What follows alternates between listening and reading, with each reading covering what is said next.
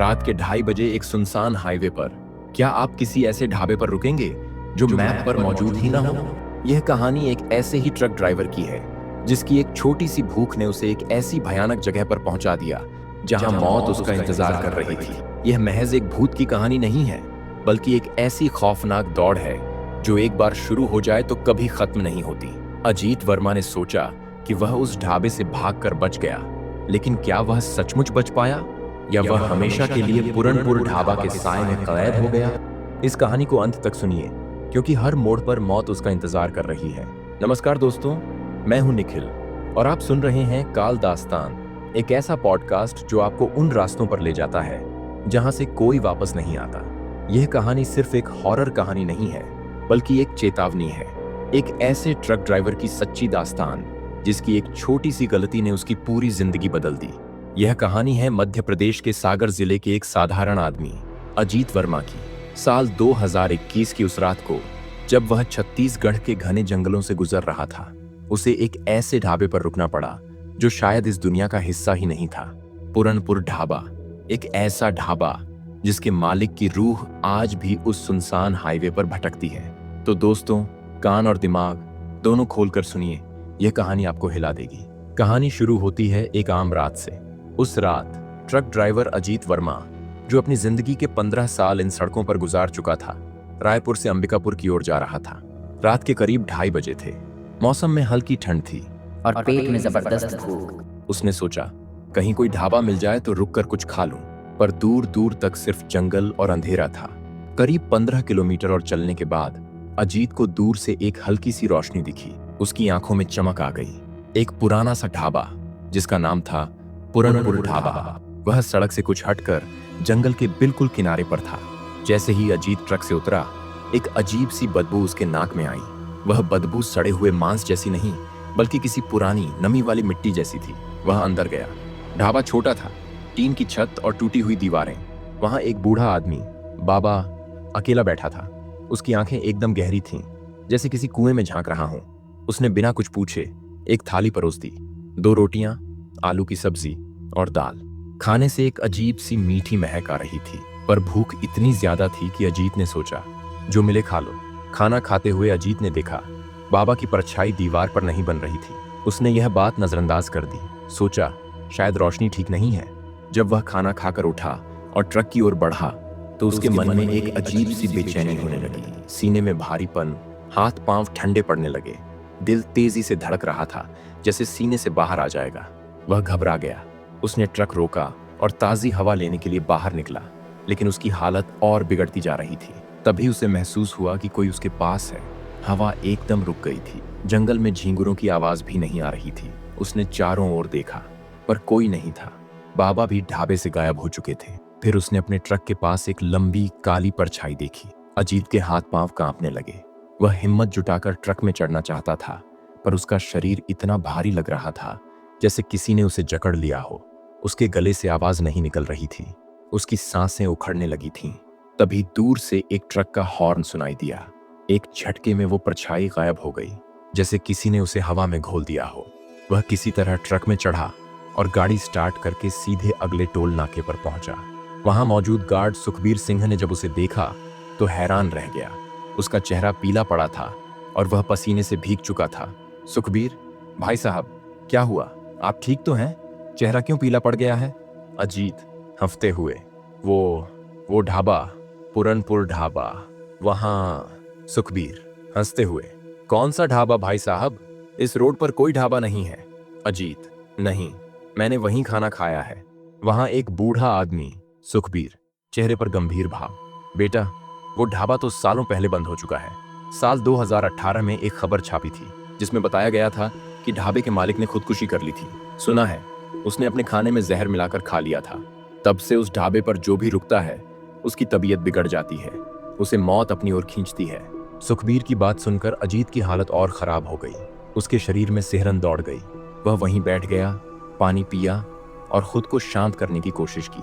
माल सही सलामत पहुंचाना उसकी मजबूरी थी, पर मन में डर का एक नया अध्याय खुल चुका था।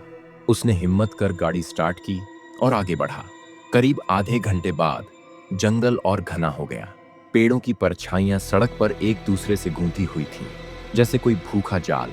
ट्रक की हेडलाइट्स में अजीत को पेड़ों के तनों पर और पत्थरों पर अजीब सी आकृतियां दिख रही थीं, जैसे कोई आंखें उसे घूर रही हों।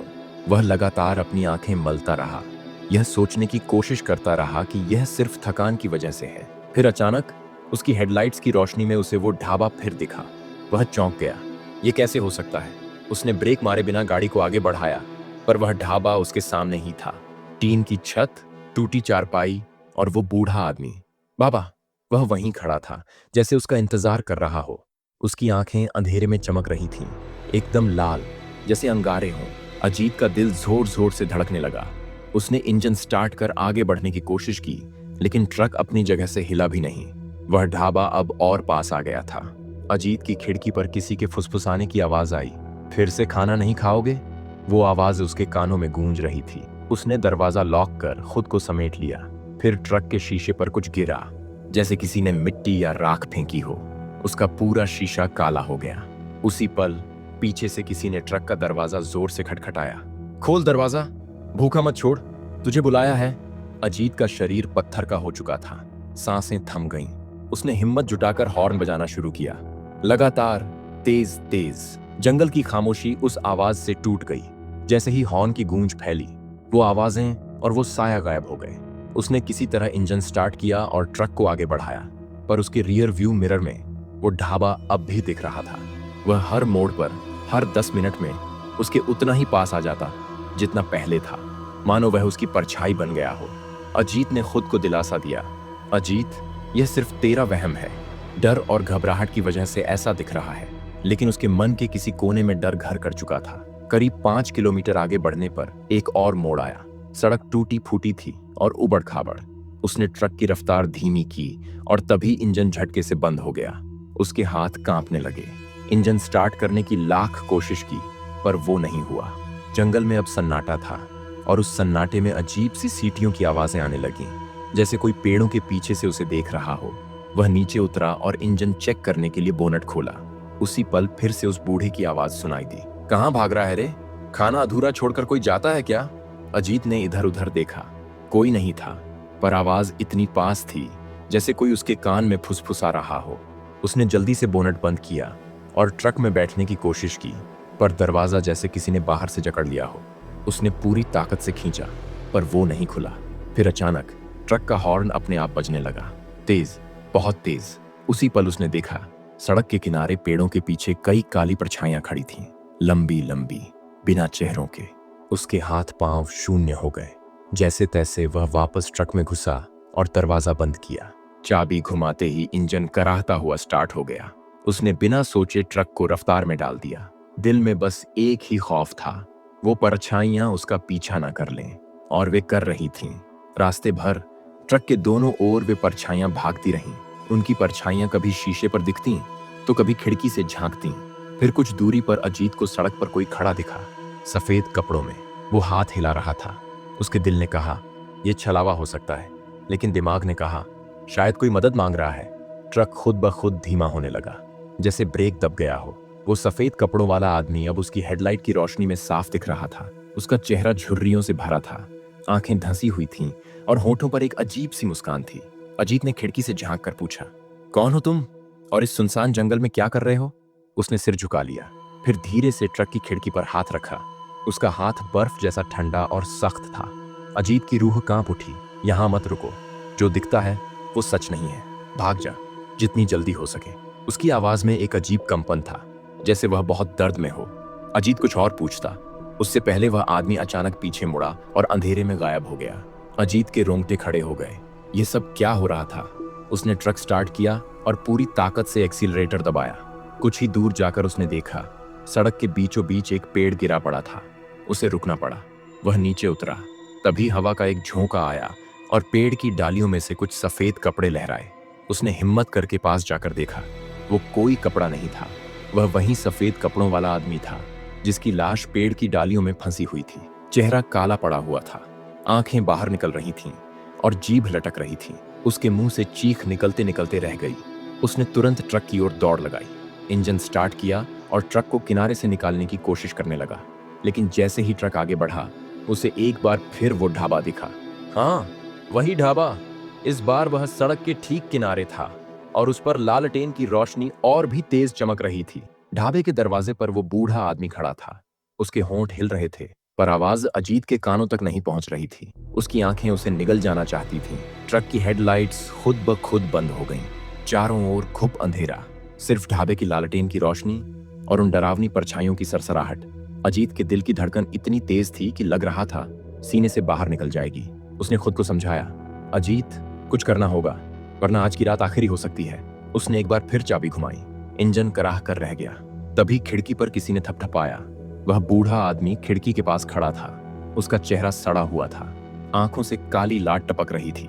यहां से कोई नहीं बचता, अब तेरा वक्त आ गया है।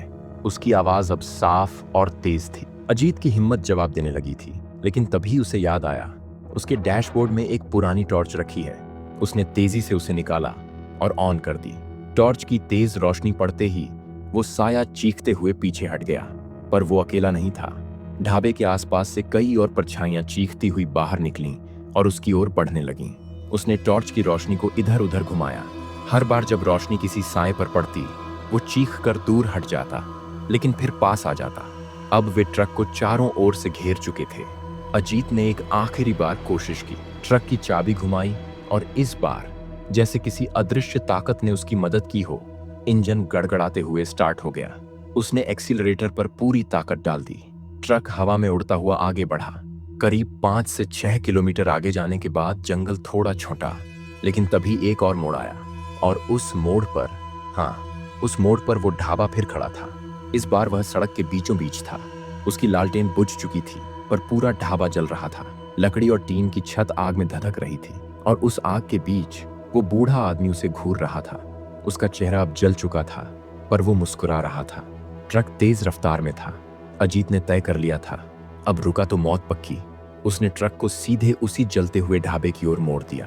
ट्रक जैसे ही उस ढाबे से टकराया, एक जबरदस्त झटका लगा और फिर सब कुछ अंधेरा हो गया। जब होश आया तो वह ट्रक की सीट पर था। ट्रक सड़क के किनारे रुका था। सामने कोई ढाबा नहीं था, कोई आग नहीं, सिर्फ वीरान जंगल और सन्नाटा। उसने घड़ी देखी। रात की ठीक 3:15 हो रहे थे। वो ढाबा, वो साए, वो बूढ़ा आदमी, सब जैसे किसी भयानक सपने की तरह गायब हो चुके थे। पर उसकी शर्ट पर राख की कुछ परतें अब भी चिपकी हुई थीं और ट्रक के बोनट पर किसी ने उंगली से लिखा था, फिर मिलेंगे। अजीत थर थर कांप रहा था। दिल में डर की आग सुलग रही थी। उसने गहरी सांस ली, खुद को संभाला और तय किया कि अब बस आगे बढ़ना है। वह ट्रक को तेजी से दौड़ाने लगा। सड़क और ज्यादा घुमावदार हो चुकी थी। तभी उसे दूर एक ट्रक खड़ा दिखा। लाइट बंद, कोई हलचल नहीं। वह उसके पास से गुजरने लगा। तभी देखा, ड्राइवर सीट पर कोई झुका हुआ बैठा था, सिर नीचे लटका हुआ था। उसने एक पल सोचा, रुक कर मदद करूं, पर दिल ने कहा, नहीं अजीत, यह जंगल भरोसे के लायक नहीं। जैसे ही वह उस खड़े ट्रक के पास से निकला, उसकी हेडलाइट्स की रोशनी में वो ड्राइवर का चेहरा दिखा।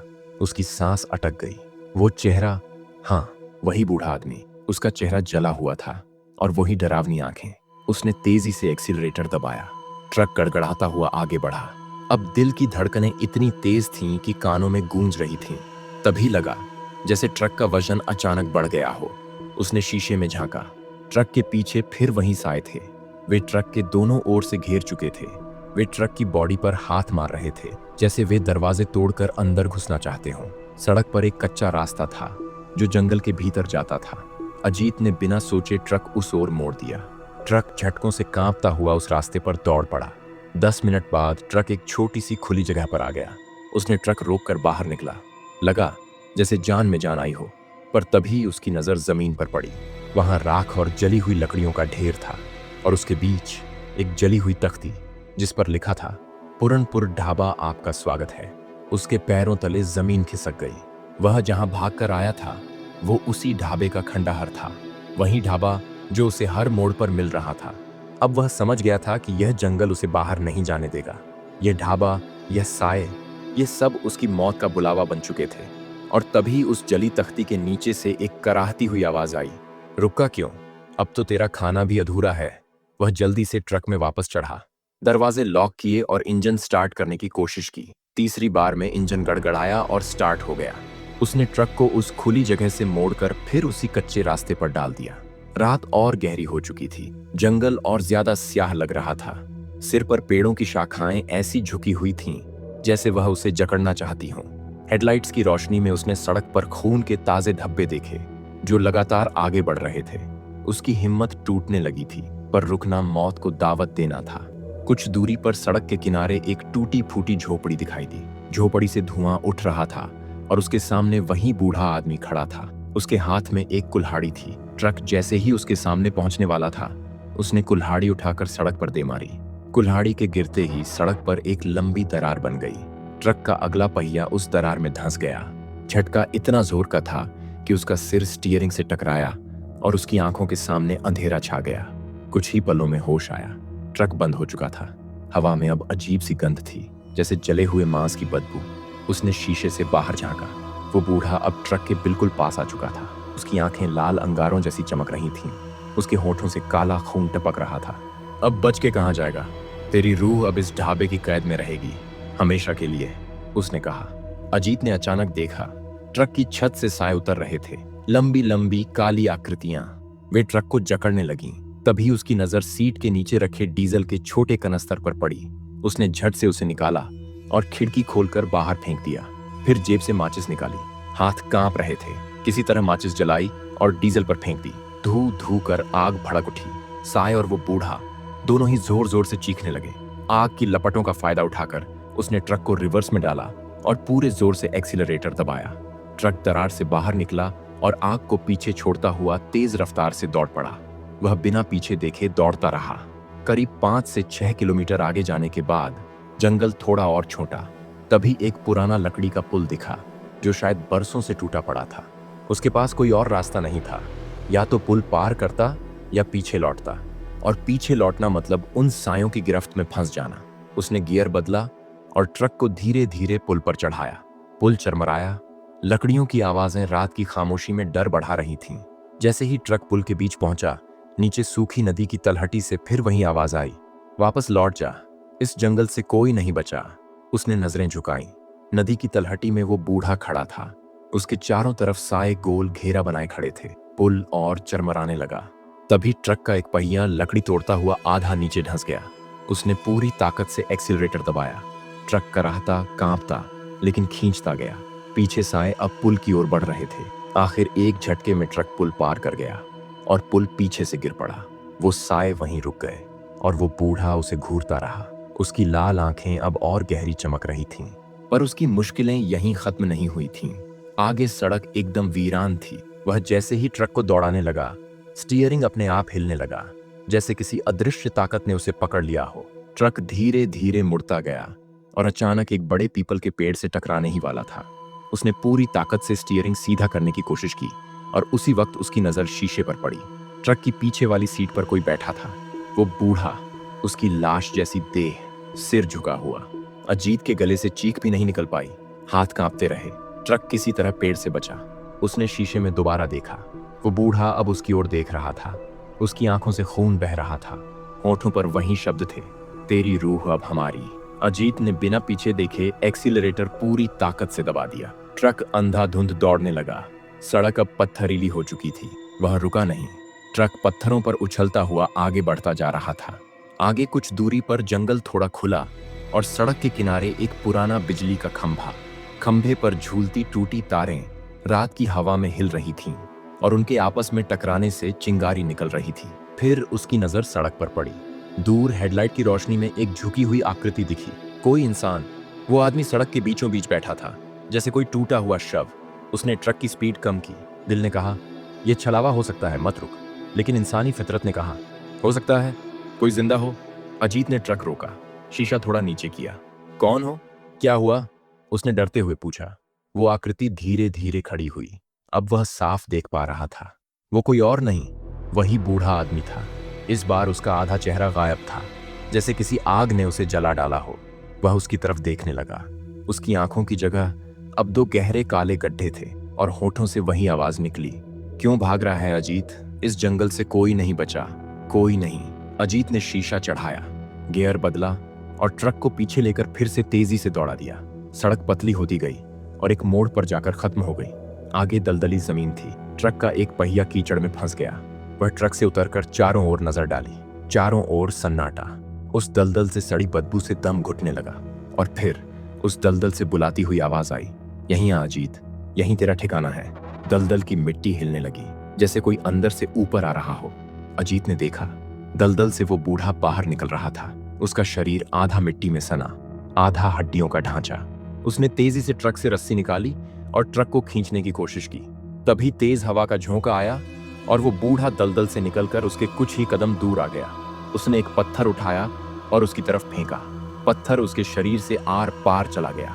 वह हंसा, वो हंसी जो किसी कब्र से निकलती हो। फिर अचानक उसकी नजर सड़क के दूसरी ओर एक टूटी फूटी छोटी पगडंडी पर पड़ी। उसने बिना सोचे दौड़ लगाई उस पगडंडी की ओर। पीछे से वही आवाजें फिर आईं, भाग मत अजीत, अब तू हमारा है। वह पगडंडी पर भागते भागते एक छोटे टीले पर पहुंचा।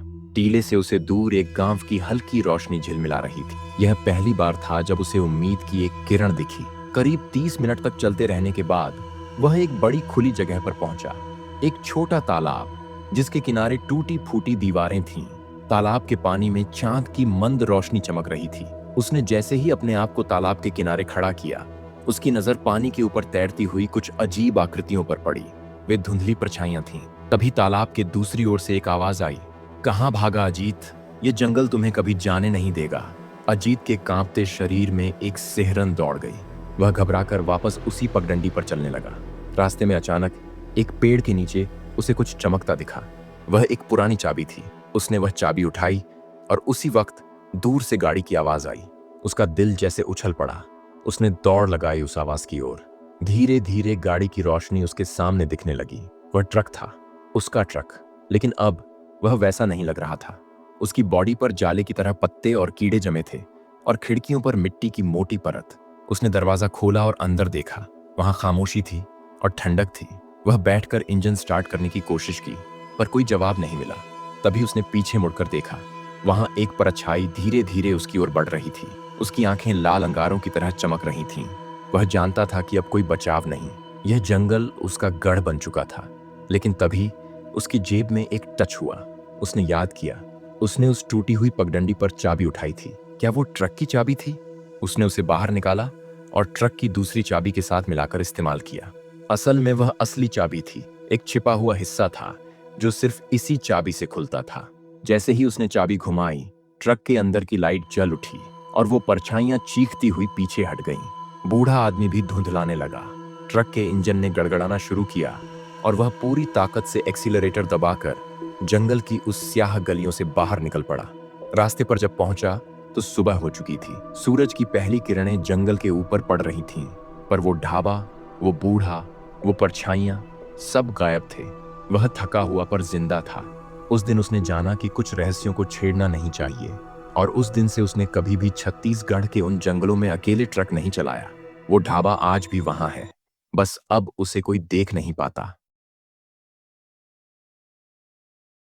हसनपुर के शबाना गर्ल्स हॉस्टल के पीछे मोटर शेड के अंदर सिर्फ सांसों की आवाज़ सुनाई दे रही थी।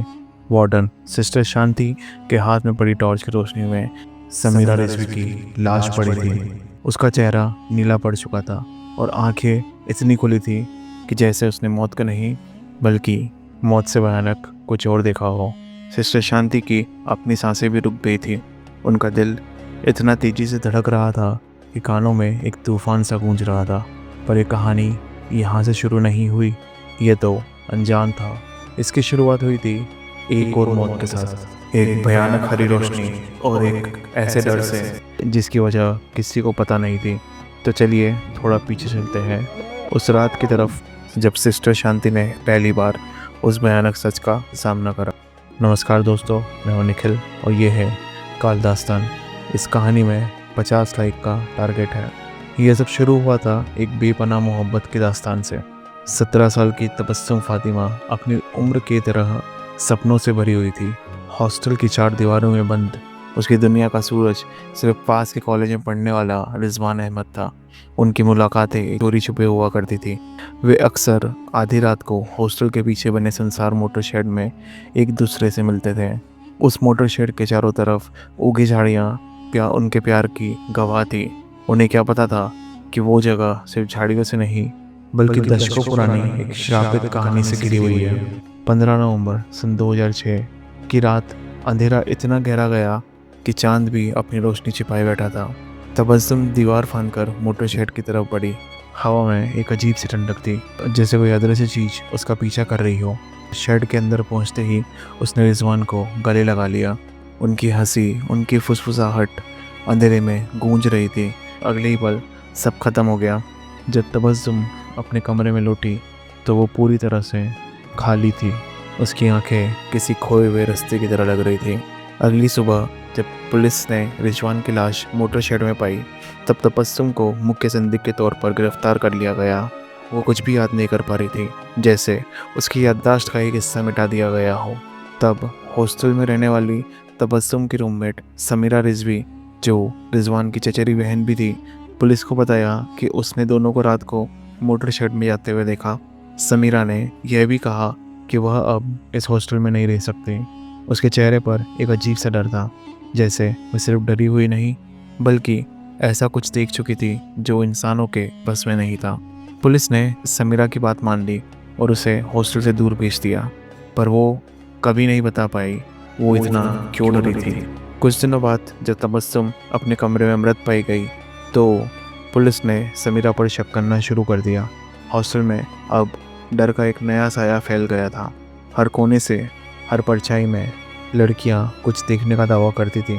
कभी दीवारों पर बने धब्बे, कभी दीवारों पर बने धब्बों में उन्हें अजीब चेहरे दिखाई देते, तो कभी कभी शीशे में अपनी परछाई के साथ कोई और खड़ा नजर आता। सिस्टर शांति, जो अपनी धार्मिक आस्था और अनुशासन के लिए जानी जाती थी, इस माहौल से बेहद परेशान थी। उन्हें लगा कि शायद यह लड़कियों का डर है, लेकिन एक रात उनका वहम टूट गया।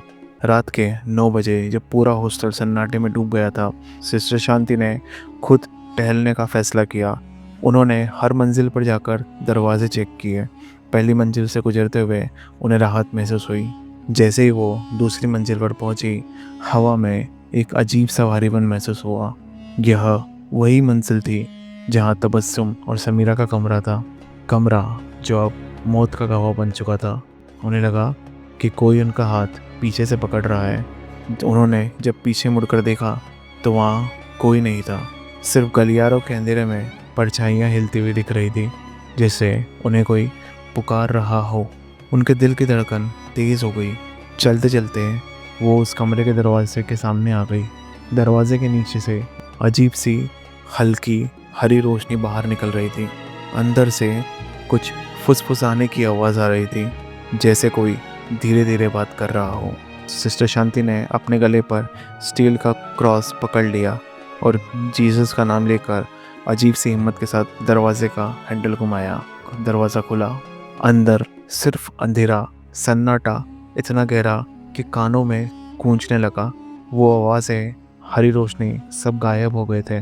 उन्हें लगा कि उनका वहम था और उनके दिल की धड़कन फिर से सामान्य हो गई। उन्होंने दरवाज़ा धीरे से बंद करा, क्रॉस को छोड़ दिया। ठीक उसी पल जब उन्होंने पीछे मुड़कर देखा तो उनके सामने वो भयानक नज़ारा था जिसने उनकी आत्मा तक को हिला दिया। कमरे की खिड़की के सामने तबस्सुम की लाश खड़ी थी। उसकी त्वचा मोम की तरह सफ़ेद हो चुकी थी और आंखें इतनी काली कि जैसे उनमें जान कभी थी ही नहीं। उसके शरीर से वही हरी धुंध निकल रही थी। वो उंगली से खिड़की की तरफ इशारा कर रही थी। सिस्टर शांति को खिड़की से बाहर देखने की ज़रूरत नहीं थी, क्योंकि वे जानती थी उसकी आत्मा किस तरफ इशारा कर रही थी, मोटर शेड की तरफ जहाँ रिजवान की लाश मिली थी। सिस्टर शांति चीखती हुई सीढ़ियों से नीचे भागी। उनके दिमाग में एक ही ख्याल था, समीरा। जब वो मोटर शेड के पास पहुंची और दरवाज़ा खोला, उनकी रूह कांप उठी थी। अंदर समीरा की लाश पड़ी थी। उसका चेहरा नीला पड़ चुका था। सिस्टर शांति ने तुरंत पुलिस को फ़ोन किया, पर पुलिस ने उनकी बात पर यकीन नहीं किया। उन्होंने कहा कि वो सदमे में है और वह हंस पड़े। अगले कुछ दिनों में ये डर पूरे हॉस्टल में फैल गया था। लड़कियां रात को सोने से डरती थीं। हर परछाई में उन्हें तबस्सुम दिखाई देती थी। एक एक करके लड़कियां हॉस्टल छोड़ने लगी। कुछ ही दिनों में ये कहानी पूरे शहर में फैल गई। एक चपरासी की सलाह पर प्रिंसिपल ने बघेलघाट के मशहूर मौलवी इरफान को बुलाया।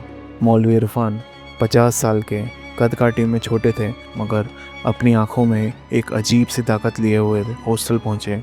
उन्होंने कहा यह सिर्फ इंसानी रूह नहीं, यह एक जिन्न का काम है। जिन्न? प्रिंसिपल पूछा। मौलवी ने समझाया, जिन्न ऐसी अदृश्य शक्ति है जो हमारी दुनिया में हर जगह मौजूद है, पर हम उन्हें देख नहीं सकते। मौलाना ने प्रिंसिपल से कहा, आपको इस ज़मीन के असली मालिक का पता लगाना होगा और ये आपको अगली अमावस्या रात के पहले पता लगाना है। प्रिंसिपल ने शहर के पुराने रिकॉर्ड्स खंगाले। पता चला कि यह ज़मीन दशकों पहले अफजल अली नामक एक मुस्लिम परिवार की थी। आज तक उनके परिवार से कोई भी वहाँ वापस नहीं आया था। अफजल अली का परिवार अपने दौर का सबसे अमीर और कामयाब परिवार था, पर उनके चाचा की जलन ने पूरे परिवार की खुशियाँ छीन ली। उन्होंने काला जादू करके एक जिन्न को बुलाया। उस जिन्न ने अफजल की बीवी, बेटी और बहू को एक एक करके अपने कब्जे में कर लिया। उनकी रूह निचोड़ ली। उसकी बेटी ने खुद को जला के मार डाला। उसकी पत्नी ने उसके पोते को छत से फेंक दिया। पुराने मौलवी की मदद से अफजल अली ने उस जिन्न पर काबू किया और ज़मीन में दफन कर दिया। जब तक वो ज़िंदा रहे उस जगह की रखवाली करते रहे ताकि जिन्न कभी बाहर ना आए। उनके मरने के बाद उसके पोते ने यह ज़मीन एक NGO को बेच दी, जिसने यहाँ लड़कियों का हॉस्टल बना दिया। और फिर वो भयानक रात आई, साल 2006, जब रिजवान और तबस्सुम ने उस ज़मीन पर मोटर शेड के अंदर अपनी मोहब्बत का इजहार करा। उन्होंने अनजाने में उस पवित्रता को भंग कर दिया। जिन्न की कैद टूट गई। वह बाहर आ गया। उसने पहले तबस्सुम को काबू किया, फिर रिजवान की जान लेने पर मजबूर किया। अगली अमावस्या की रात को मौलवी इरफान ने अपनी तैयारी शुरू कर दी। उन्होंने सभी लड़कियों को हॉस्टल खाली करने का हुक्म दिया।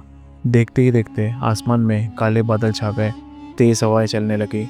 मौलवी ने जैसे तैसे जिन्न पर काबू किया और जैसे ही उन्होंने उसे वापस दफन किया, तूफान शांत हो गया।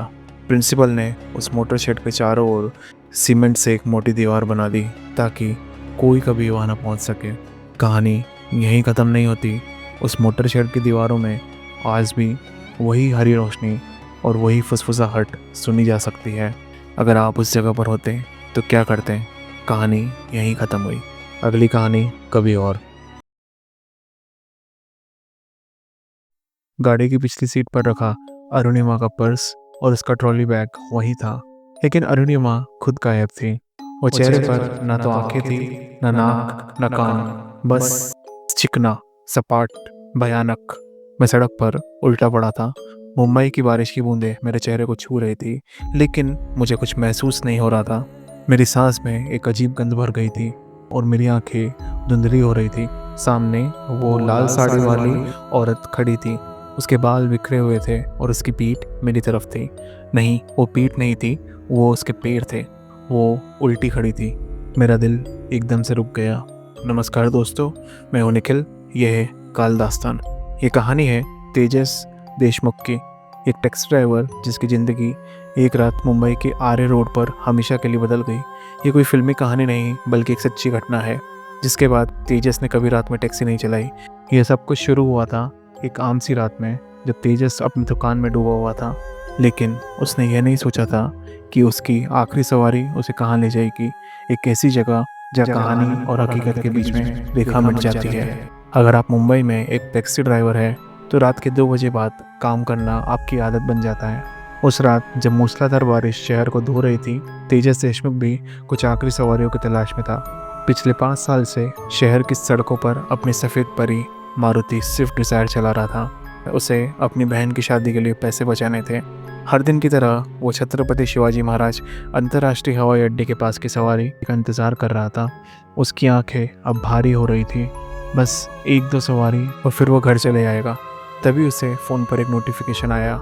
Location Santa Cruz airport terminal, destination film city. Tejas ने सोचा, फिल्म सिटी रात के इस टाइम पे? पर हाँ, बॉलीवुड की दुनिया कभी सोती नहीं। उसने राइड तुरंत एक्सेप्ट कर ली। गाड़ी स्टार्ट कर दी। हवाई अड्डे के बाहर एक महिला खड़ी थी। उसकी उम्र शायद 25 से 26 के आसपास होगी। पीली स्ट्रीट लाइट में उसकी गोरी त्वचा चमक रही थी। उसने एक छोटा सा ट्रॉली बैग अपने साथ में रखा था और एक छोटा सा पर्स भी था। तेजस ने गाड़ी रोककर शीशा नीचे किया। लड़की ने तुरंत कहा, भैया 6669 मेरा OTP। उसने एक ठंडी मीठी आवाज़ में कहा, जिसमें एक अजीब सी गंभीरता भी छिपी थी। उसने दरवाज़ा खोला, ट्रॉली बैग को पीछे की सीट पर रखा और खुद सामने वाली सीट पर बैठ गई। तेजस ने नेविगेशन ऑन किया और गाड़ी चल पड़ी। उस लड़की ने अपने फ़ोन पर किसी को कॉल किया। सुनो, मैं अरुणिमा बोल रही हूँ। एक पल रुकी और फिर फ़ोन पर लगभग चिल्लाने लगी। मैं पिछले 3 घंटे से इंतज़ार कर रही थी और तुम लोगों ने एक गाड़ी तक नहीं भेजी। मैं अभी फिल्म सिटी के लिए कैब में हूँ। तुम्हारे प्रोडक्शन वालों को मुझे सही से ट्रीट करना होगा, वरना मैं अभी वापस जा रही हूँ। तेजस समझ गया ये कोई अभिनेत्री है। वो अपने काम को लेकर काफ़ी गुस्सा थी। उसने कॉल काटा और खिड़की के बाहर देखने लगी, जहाँ बूंदाबांदी शुरू हो चुकी थी। तभी उसने तेजस की तरफ देखा। भैया, क्या यहाँ से फिल्म सिटी आने का कोई छोटा रास्ता है? तेजस मुस्कुराया। हाँ, लेकिन लोग उस रास्ते पर जाना पसंद नहीं करते। लड़की ने कहा, मुझे फ़र्क नहीं पड़ता भैया, बस मुझे समय पर पहुँचा दो। उसने रिक्वेस्ट करी। तेजस ने गाड़ी मोड़ दी। वे मुंबई के उन सकरी गलियों से गुजर रहे थे जिनके एक तरफ बड़ी बड़ी कोठियाँ थी और दूसरी तरफ एक ऊंची दीवार। अचानक एक अजीब सी ठंडी हवा उनकी गाड़ी के अंदर तक आ गई। हल्की सी धुंध छाई। अरे, ये क्या है? उसका चेहरा बदल गया। हाँ मैडम, यही है कुख्यात आरे रोड। उसने माथे पर हाथ मारा। इतनी भयानक जगह पर क्यों ले आए मुझे? मैंने फिल्म सिटी का शॉर्टकट मांगा था, जहन्नुम का नहीं। मैडम, आपने ही कहा था जल्दी पहुंचना है। क्या आप जानते नहीं ये सड़क भूता है? वो लगभग खुसफुसाते हुए बोली। तेजस हंस पड़ा। मैडम, ये सब खाली लोगों की कहानियाँ हैं, गपशप के लिए अच्छा लगता है। ऐसा मत कहो। अरुणिमा ने गंभीर होकर कहा। हमारे शो के एक असिस्टेंट डायरेक्टर के साथ पिछले हफ्ते यहाँ कुछ ऐसा हुआ जिसके कारण वह अभी भी अस्पताल में है। उसने तेजस को कहानी सुनाना शुरू करी। उसकी आवाज़ धीमी थी, जैसे वो अपने ही मन में वो दृश्य को फिर से देख रही थी। रोहन गुप्ता, जो शराब तक नहीं पीता था, वो अपने कैमरामैन अली के साथ यहाँ आया था। उन्हें दिन में आना था, लेकिन काम की वजह से उन्हें देर रात आना पड़ा। वे बाइक पर थे। जैसे ही वे यहाँ पहुँचे, वे किसी फ्रिज में आ गए। तापमान अचानक गिर गया, फिर बारिश शुरू हो गई। वे एक सुनसान बस स्टॉप के नीचे रुके। तभी उन्हें एक औरत के रोने की आवाज़ सुनाई दी। पीछे मुड़कर देखा तो कोई नहीं था। जब वे वापस सामने मुड़े तो उनके सामने वो वहीं खड़ी थी, एक लाल साड़ी में, पूरी भीगी हुई। तेजस फिर से हंस पड़ा। पुरानी चुड़ैल की कहानी लगती है, वो भी यही सोचे थे। उसने धीरे से कहा। वो उस औरत की मदद करने के लिए आगे बढ़े, लेकिन जैसे ही करीब गए, उस औरत ने अपना सर उठाया। उसका चेहरा खाली था, ना आंखें, ना नाक, ना कान, बस चिकनी भयानक चमड़ी। डर के मारे वो दोनों भाग गए। तभी एक तेज ट्रक ने उन्हें टक्कर मार दी। रोहन के हाथ और पैर दोनों टूट गए। उसने अचानक से चिल्लाया। वो रहा वही बस स्टॉप। अरे मैडम, ऐसा अचानक मत चिल्लाओ। तेजस हड़बड़ा गया। क्यों, डर गए ना? कोई भी डर जाएगा। ठीक है, अब जल्दी चलो, मुझे यहाँ नहीं रुकना, उसने हाथ जोड़कर कहा। बारिश और तेज हो गई। बाहर की तेज बारिश के शोर के बीच गाड़ी के अंदर एक अजीब सी खामोशी छा गई। तभी उसका फ़ोन बजा। वो फिर से डर गई। उसने कॉल उठाया। सुनो, मैं 10 मिनट में पहुंच रही हूँ। हाँ, स्क्रिप्ट मेरे पास है, ठीक है, बाय। उसने फ़ोन रखा, अपना छोटा ट्रॉली का बैग खोला। हे भगवान, मैं कितनी लापरवाह हूँ, वो निराशा से बोली। क्या हुआ? तेजस ने पूछा। मैं अपना बड़ा वाला सूटकेस एयरपोर्ट पर ही भूल गई। उसमें मेरी स्क्रिप्ट और मेरा आधार कार्ड था। क्या हम वापस चल सकते हैं? मैडम, वापस तो चल सकते हैं, पर 1000 रुपये ज़्यादा लगेंगे। जो भी हो, बस चलो। एडवांस में लगेंगे मैडम, तेजस ने कहा। उसकी हताशा देखकर उसे लगा कि ये अच्छा मौका है। उसने अपने पर्स से 2 500 के नोट निकाले और तेजस की तरफ बढ़ाए। तेजस ने बिना मौका देखे पैसे जेब में डाल लिए। तेजस ने गाड़ी मोड़ ली और फिर वे आरे रोड के उस दौरान हिस्से में लौट आए। बारिश की बूंदें तेजी से शीशे से टकरा रही थी। तभी गाड़ी के नीचे की जोरदार धड़ाम की आवाज़ आई। तेजस ने ब्रेक लगा दिया। रुको, आपने किसी को टक्कर मार दी, वो चिल्लाई। क्या? तेजस डर से पूछा। देखो, उसने पीछे मुड़कर इशारा किया। तेजस गाड़ी से उतरा। बारिश में भीगता हुआ वो पीछे गया। सड़क पर कुछ भी नहीं था, लेकिन अजीब सी गंध हवा में फैली थी। एक तेज़ हवा की लहर तेजस के चेहरे से टकराई। वो कुछ भी देखने की कोशिश करता, लेकिन उसकी आंखें धुंधली हो गई। उसे लगा उसका शरीर लकवाग्रस्त हो गया। तभी गाड़ी से एक चीख की आवाज़ आई। तेजस पलट कर भागा। जब वह गाड़ी के पास पहुंचा तो अरुणिमा गायब थी। सीट पर उसका बस पर्स खुला पड़ा था और ट्रॉली बैग वहीं पड़ा था। तेजस ने ड्राइवर सीट पर बैठकर गाड़ी चालू करने की कोशिश की, लेकिन गाड़ी की बैटरी अचानक से ख़त्म हो गई।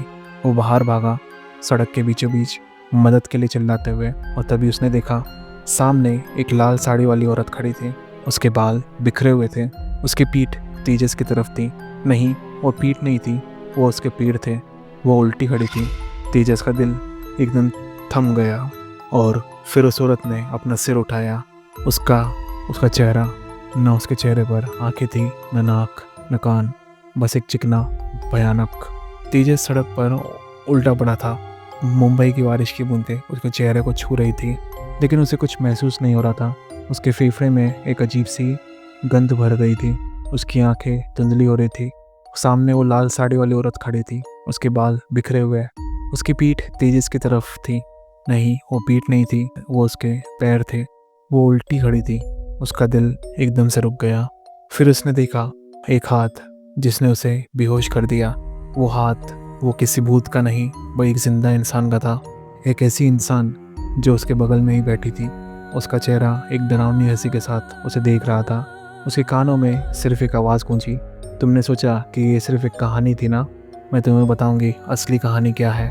उसने तेजस की नाक पर एक रुमाल रख दिया। उसे याद है, वो बेहोश होने से पहले उसने 2 लोगों को देखा था। वो वही लोग जो उस लाश को घसीट कर गाड़ी की तरफ ले आए। वे उसी गिरोह का हिस्सा थे और वो अभिनेत्री उसकी मुख्य साजिश करता थी। जब तेजस बेहोश हो गया, वो मुंबई के बाहरी इलाके में कहीं पड़ा था। उसकी गाड़ी, उसका वॉलेट, यहाँ तक कि वो 1000 रुपये जो उस अभिनेत्री ने उसे दिए थे, वो भी गायब थे। उन लोगों ने एक सुनसान जगह पर उसे फेंक दिया था, हारे रोड की चुड़ैल। इस कहानी का बस एक बहाना बनाया, एक ऐसा बहाना जिससे उसे डराकर उसी सड़क पर वापस ला सके जहाँ उनका आदमी पहले से उनका इंतज़ार कर रहा था, उसकी गाड़ी चोरी करने के लिए। उस रात तेजस को एक सबक मिल गया।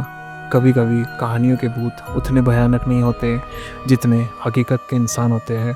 नवभारत टाइम्स ने अपनी एक रिपोर्ट में लिखा, मुंबई में टैक्सी और ऑटो चालकों को निशाना बनाने के लिए एक गिरोह सक्रिय है जो रात के अंधेरे में सुनसान सड़कों का फ़ायदा उठाता है। मुंबई की पुलिस के एक अधिकारी एनडीटीवी से बात करते हुए कहा, यह एक सुनियोजित अपराध था। उन लोगों ने ड्राइवर को फंसाने के लिए नकली भूत की कहानी का इस्तेमाल करा। अगर आप तेजस की जगह होते तो क्या करते? क्या आप उनकी कहानी पर विश्वास कर लेते? आज की कहानी में इतना ही। अगली कहानी फिर कभी।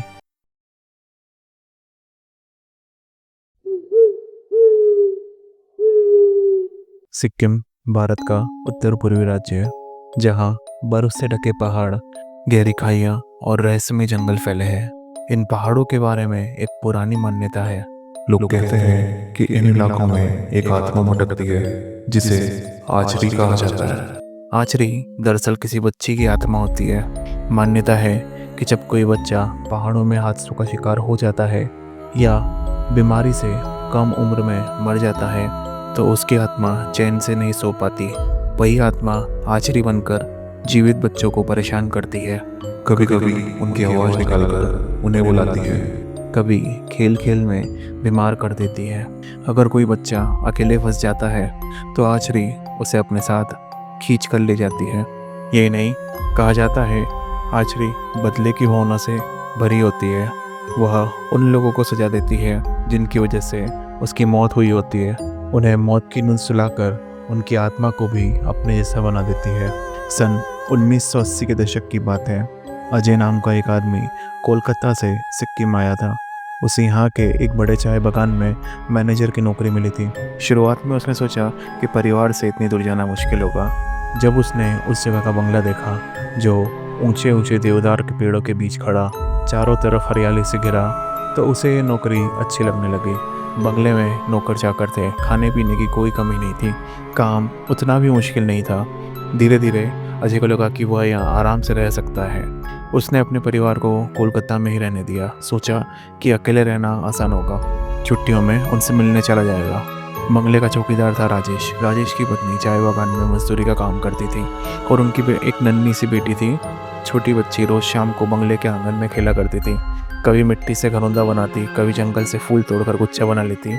कई बार धीमी आवाज़ में एक गीत गुनगुनाती थी जिसके शब्द अजय को ठीक से याद नहीं रहते थे। बस इतना याद था, फेरी पटोला। एक दिन राजेश गांव गया हुआ था। शाम को जब वो लौटा तो उसकी ज़िंदगी पलट चुकी थी। उसकी पत्नी और बेटी दोनों गायब थी। पहले तो लगा कि शायद दोनों कहीं भटक गई होगी। गांव वालों ने मिलकर जंगल, नाले और चट्टानों के पास खोजा। कई दिनों तक तलाश जारी रही, लेकिन कोई निशान नहीं मिला, न शव न उनका कुछ पता। एक बूढ़े आदमी ने बताया था कि उसने राजेश की पत्नी को देखा था। वो जल्दी जल्दी भाग रही थी जैसे कोई उसके पीछे पड़ा हो, लेकिन उसके बाद वह भी गायब हो गई। स्थानीय अखबारों में यह खबर बनी, चाय बागान में रहस्यमय ढंग से लापता हुई माँ बेटी। क्या है इसके पीछे की सच्चाई? गांव के लोग डर गए। कहीं कहने लगे ये आचरी का काम है। गुमशुदगी के कुछ दिनों बाद एक रात अचानक अजय नींद से जागा। बाहर से धीमे आवाज में कोई गीत सुनाई दे रहा था। वही धुन थी, फेरी बटोला। अजय ने खिड़की से झांका। उसने देखा राजेश बगीचे में बैठा है। उसकी गोद में जंगली फूलों का एक गुच्छा था और वह आंसुओं में डूबा हुआ था। लेकिन गीत उसकी आवाज़ में नहीं था, वह साफ साफ एक बच्ची की आवाज़ थी। अजय को शायद लगा वह सपना देख रहा था, लेकिन अगले दिन फिर वही हुआ। अब तो रोज़ यही सिलसिला बन चुका था। कभी कभी ऐसा लगता कि कोई बच्ची आंगन में खेल रही हो, कभी ऐसा लगता जैसे वो रो रही हो। गीत की धुन कभी पास कभी दूर चली जाती। एक बार तो अजय उसका पीछा करते हुए बंगले के पीछे की खाई तक पहुंच गया। नीचे धुंध छाई हुई थी और हवाएं इतनी ठंडी थी, हड्डियों को भी चुभ रही थी। मिट्टी में अजीब सी गंध थी, जैसे कोई सड़ी हुई चीज़। अजय के कदम कांपने लगे। वो इधर लगभग गिरते गिरते बचा। अब अजय बहुत घबराने लगा। उसे लगने लगा कि वह पागल हो जाएगा। आखिरकार उसने यह नौकरी छोड़ने का निश्चय कर लिया था। जिस दिन वह जा रहा था उसने राजेश से मुलाकात की। अलविदा, अजय ने कहा। राजेश ने हल्की मुस्कान के साथ जवाब दिया, फेरी बटोला सर। अजय चौंक गया। उसने पूछा, इसका क्या मतलब है? राजेश ने कहा, इसका मतलब है फिर मिलेंगे। अजय के शरीर में एक ठंडी लहर दौड़ गई। जब अजय कोलकाता लौटा तो उसे पहली बार लगा कि शहर की भीड़ और शोर भी कितना सुकून देती है। उसकी बेटी अंशिका दौड़कर उससे लिपट गई। पत्नी बेहद खुश हुई। उन्होंने घर में एक छोटी सी पार्टी रखी। बचपन के सभी दोस्त आए।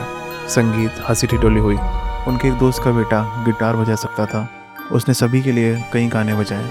आखिरी गाने से पहले अजय की बेटी से कहा, ये गाना तुम्हारे लिए आचरी। मुझे खुशी है अंकल ने तुम्हें नेपाली नाम दिया। वे बहुत अच्छे लोग हैं। अजय को बेचैनी महसूस हुई। उन्होंने अपनी बेटी को आचरी कब बुलाया। उन्होंने अजीब तरह से मुस्कुराया।